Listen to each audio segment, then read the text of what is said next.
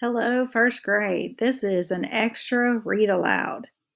It's called Hansel and Gretel. Have you ever been lost? Hansel and Gretel get lost and get into some trouble. Luckily, they always had each other. Hansel and Gretel by Rachel Isadora.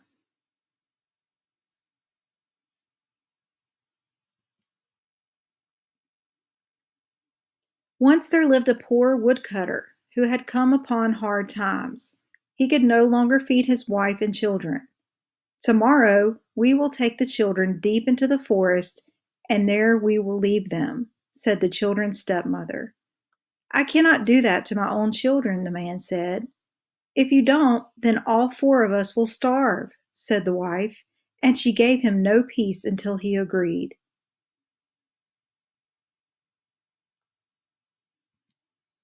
Hansel and Gretel had overheard what their stepmother said. Don't worry, I know what to do, said Hansel. As soon as the adults fell asleep, Hansel crept outside and filled his pockets with pebbles.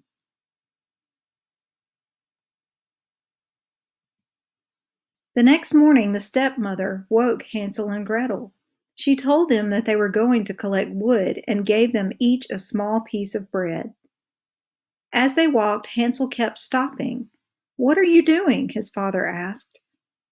I'm looking at my cat sitting on our roof, Hansel said.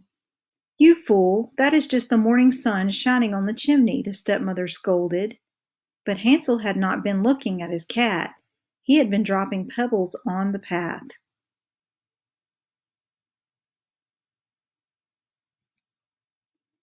When they were deep in the forest, their father said, You children gather wood, and I will make a fire so you won't freeze.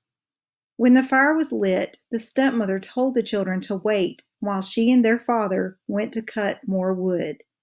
Hansel and Gretel ate their bread and waited, but no one came to get them. When it grew dark, Gretel began to cry. Don't worry, Hansel said. The pebbles Hansel had dropped glistened in the moonlight, and the children followed them home. When their father saw them, he was overjoyed. The stepmother pretended that she was happy too, but secretly she was angry.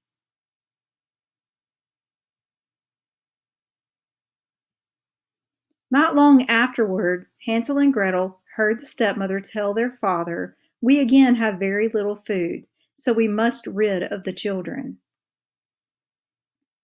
When their parents were asleep, Hansel went to gather pebbles, but this time the door had been locked by the stepmother. In the morning, the stepmother gave Hansel and Gretel even smaller pieces of bread, which Hansel secretly dropped as they walked along the path.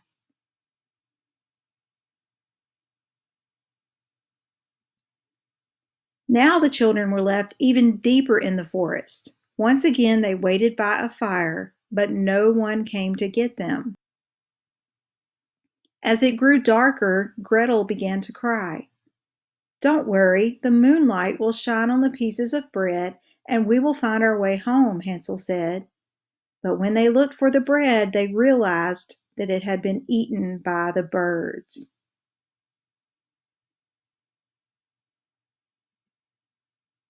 For 3 days, Hansel and Gretel tried to find their way out of the forest. They were terribly hungry when they came to a little house built entirely from bread with a roof made of cake and windows made of sugar. They began to gobble down pieces of the house when they heard a voice calling from inside. Nibble, nibble, little mouse, who is nibbling at my house? Suddenly the door opened and out came an old woman. Hansel and Gretel were so frightened they stopped what they were eating.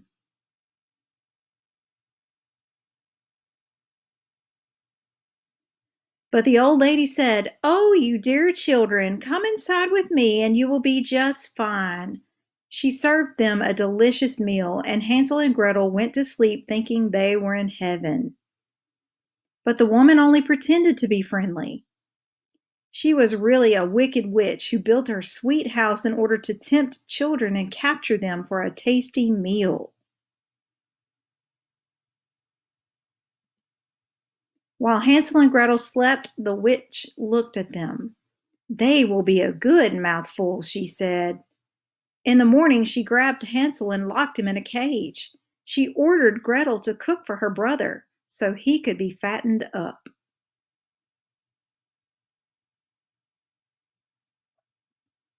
Every day the witch said to Hansel, "Stick out your fingers so I can feel if you are fat enough."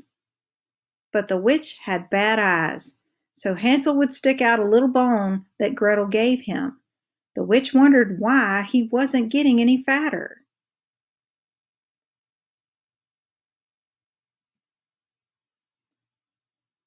The witch grew hungrier, and finally she could wait no longer. She told Gretel to fetch water in which her brother was to be boiled while she made bread. Then she told Gretel to go climb inside the oven and see if it was hot enough.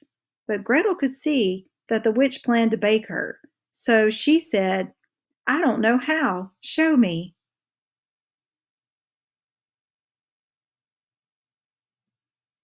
"Stupid goose! The opening is big enough. I could get in it myself," the witch cackled as she stuck her head into the oven.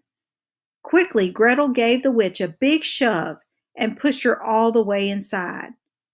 While the witch burned, Gretel ran and unlocked Hansel's cage.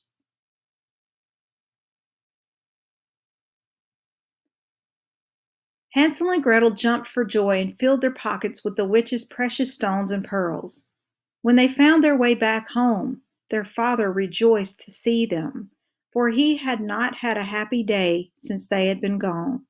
During their time away, their stepmother had died. Now all their cares were at an end, and they lived happily together. The end.